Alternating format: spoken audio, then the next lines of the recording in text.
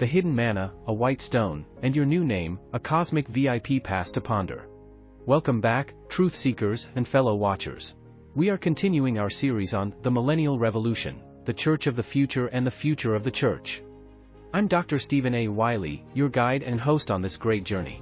For today's episode, as well as for the remaining journeys yet to be revealed, we will be considering the Millennial Revolution, the Rhema behind the revelation.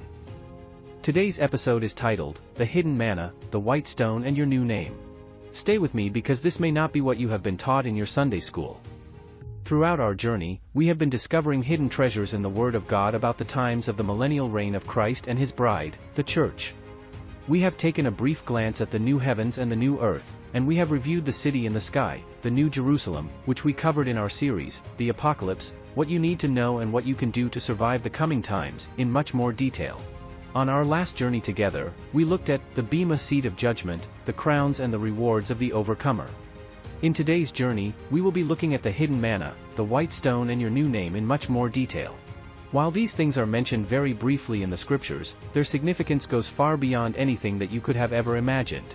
By using the scriptures where these three things are recorded and unleashing our childlike imagination and a little bit of science fiction reality, we can insert ourselves into the events of the future and arrive at a reasonable understanding of what these future events might actually be like. Let's get our Bibles opened up. Several of our key scriptures for our journey today will be 1 Corinthians 2 verse 9, which says, however, as it is written, what no eye has seen, what no ear has heard, and what no human mind has conceived, the things God has prepared for those who love Him. This verse draws from Isaiah 64 verse 4 in the Old Testament, which states, since ancient times no one has heard, no ear has perceived, no eye has seen any God besides you, who acts on behalf of those who wait for Him. But for now, we'll be starting in the book of Revelations. Imagine this, a letter arrives, not slipped under your door or pinged to your inbox, but whispered from the edge of eternity, addressed to you. Picture it glowing faintly, penned by the hand of John, guided by the voice of Jesus Himself, reaching across millennia from the rugged cliffs of Patmos to your quiet corner of the world. In Revelation 2 verse 17, nestled within the messages to the seven churches, we stumble upon a trio of mysteries. The hidden manna, a white stone, and a new name. The words leap off the page, to the one who overcomes, I will give some of the hidden manna. And I will give him a white stone, with a new name written on the stone that no one knows except the one who receives it. What are these gifts? Why do they tug at our curiosity, urging us to lean closer? Let's step into this enigma together, part imagination, part science fiction adventure, and see where it takes us. Hidden manna, a divine pantry or something more? Close your eyes for a moment. Picture the wilderness of Exodus, a cracked, sun-scorched expanse where the Israelites wandered, bellies growling, hope fading. Then, manna falls, flakes of heaven's bread, a daily lifeline from God, Exodus 16. Some was even stashed away, hidden in the Ark of the Covenant, a sacred relic of provision, Hebrews 9 verse 4. Fast forward to Pergamum, a city choking on compromise, and this hidden manna resurfaces in Revelation, not as desert crumbs, but as a promise. Is it spiritual food? Or is it a taste of Jesus, the bread of life, John 6 verse 35, as scholars often muse? But could this hidden manna be more tangible, a secret vault, a celestial storehouse humming with energy, waiting to sustain the faithful? What if, and here's where my childlike science fiction imagination kicks in. What if the hidden manna isn't just a metaphor but the name of a real place? Imagine a gleaming facility in the New Jerusalem, its walls pulsing with light, stocked with divine resources beyond our wildest dreams. The windows of heaven, the storehouse in Malachi 3 verse 10, are flung open, pouring out blessings from this cosmic warehouse. What would you find inside? Nutrient cubes coated to your soul? A feast that never runs dry? Or everything that you would ever need to do whatever was in your heart to do and all of the materials needed to build it all? Think about this. What sustains you now when life feels like a wilderness? When it feels like you will never be able to cross over to the other side? Could this hidden manna be God's way of saying, hold on, there's more coming, and it's worth the fight? The white stone, a galactic keycard? Now, shift the scene. You're in an ancient courtroom, heart pounding, as a judge slides a white stone across the table. Freedom, not guilty, a fresh start. Or you're a runner, chest heaving, handed a white stone as proof of victory. A ticket to the winner's banquet. In John's day, these stones meant something: acquittal, honor, access. In Revelation, it's a reward for the overcomer, shimmering with possibility. But here's the twist. You're in heaven, standing on golden streets in front of pearly gates, Revelation 21. Everyone's already redeemed, so why a stone? Does "not guilty" even matter when the trial's long over? What if it's not just a relic of the past but a tool for the future? Picture this: the white stone isn't a dusty rock but a sleek, glowing device, a signal emitter, a galactic keycard. Tap it, and it hums, broadcasting your overcomer status to the city's unseen systems. Swipe it, or maybe just think it, and doors slide open to the Hidden Manna vault. Or to VIP zones we can't yet imagine.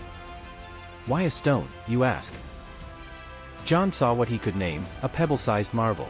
But what if it's tech so advanced it defies even our own 21st century vocabulary? What would it feel like to hold that in your hand? To know it's yours because you didn't just coast through faith but battled for it? Are you ready to trade the world's flimsy verdicts for a divine upgrade? Your new name, your cosmic pin. Names shape us, don't they? Abram stretched into Abraham, Jacob wrestled into Israel, each shift a seismic redefinition. In Revelation, this new name on the white stone is yours alone, a secret between you and the one who gave it. Is it a whisper of intimacy, a title of triumph? In Pergamum, drowning in idle chatter, it was a lifeline. You're not what they call you, you're mine, says the Lord. But what if it's also functional?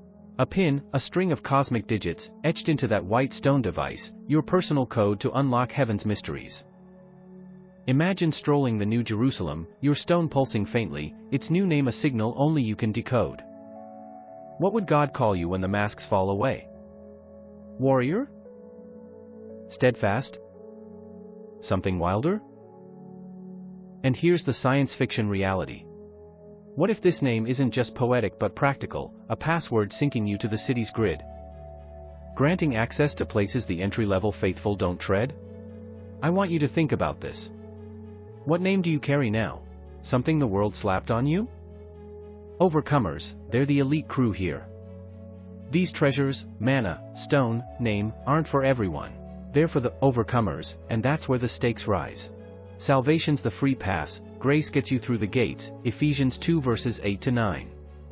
But overcoming? That's the true grit, the fire-tested faith of those who don't just believe, but endure. Pergamum's faithful faced Satan's throne, Revelation 2 verse 13, idolatry, and pressure to cave in. The overcomers said, no. They held fast when it cost them. 1 John 5 verse 4 ties it to faith, but Revelation paints it as a fight, conquering compromise, persecution, despair. Are you an overcomer? Not every Christian is, some drift on grace, never facing the storm. These rewards aren't entry-level swag. They're crowns, upgrades, VIP perks for those who fought through the chaos and kept their footing. Picture the New Jerusalem, everyone saved, but the overcomers flash their white stones, maybe sleek, humming gadgets, and stride into hidden realms. What does it take to join that crew? To stand when the world pulls you down? Heaven is not science fiction and it beckons us. John inscribed these visions in 95 AD, his quill scratching out stones and manna, because that's what he knew. But what if he glimpsed a New Jerusalem wired with technology that we'd call science fiction? Golden streets might be energy conduits, pearly gates biometric scanners, and that white stone? Not a rock, but a pulsing, all-access pass to a city alive with possibility.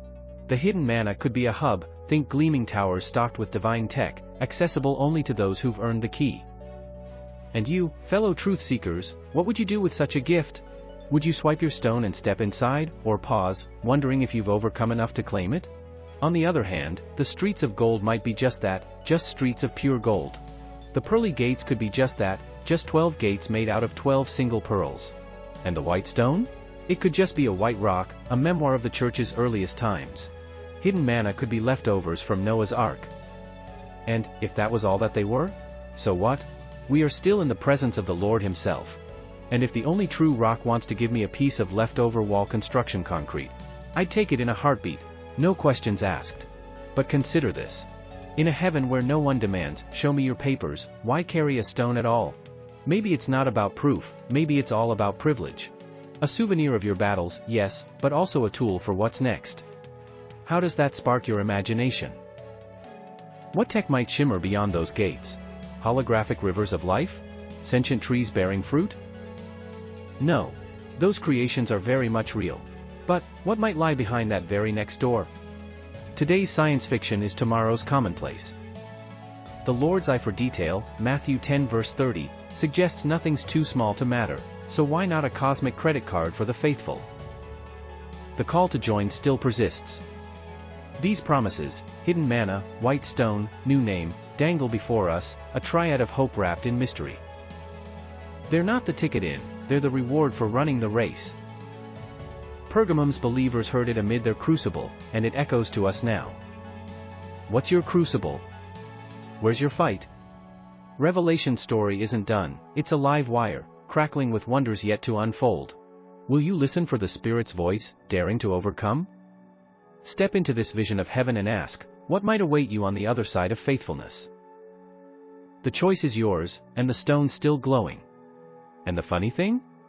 You are granted access to the hidden manna, you can hold the white stone, and you can be known by whose you are. Not by what you do inside heaven's gates, but what you did while on the earth. Who would have imagined such a thing? Oh, wait, Jesus did. And, he told us about it. Remember 1 Corinthians 2 verse 9 and Isaiah 64 verse 4, two of our key scriptures for this journey, which say, however, as it is written, what no eye has seen, what no ear has heard, and what no human mind has conceived, the things God has prepared for those who love Him. Maybe I should ask you, what's in your imagination? And what about the part where Jesus said that He would give a part of the hidden manna? Could that mean that there are different levels inside of this realm called the hidden manna? And, different overcomers, who have this white stone, have access to different parts of the hidden manna? So, like the rewards, the crowns, and the other perks, it is all up to each and every one of us to decide who we are going to serve.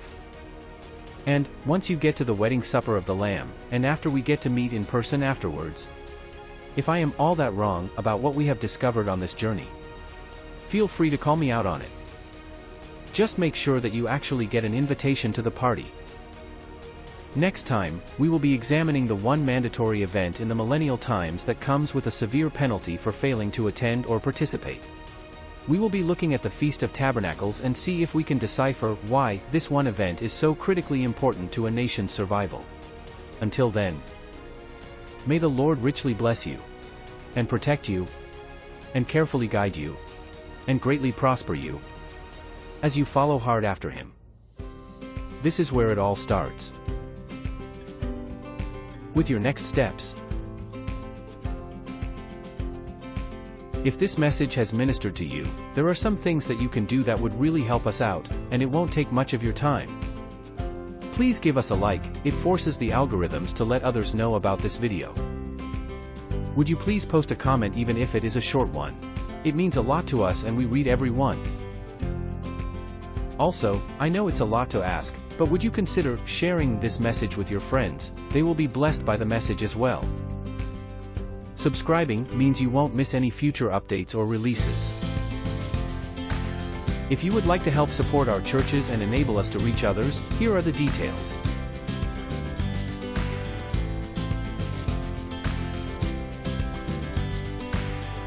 Scanning a QR code is not difficult, but every phone is a bit different and you will just need to figure out your system's way of doing it.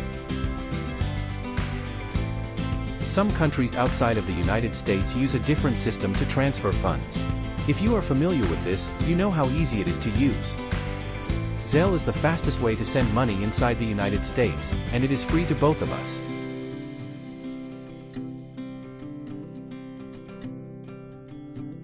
Thank you for your support. We'll be praying for you.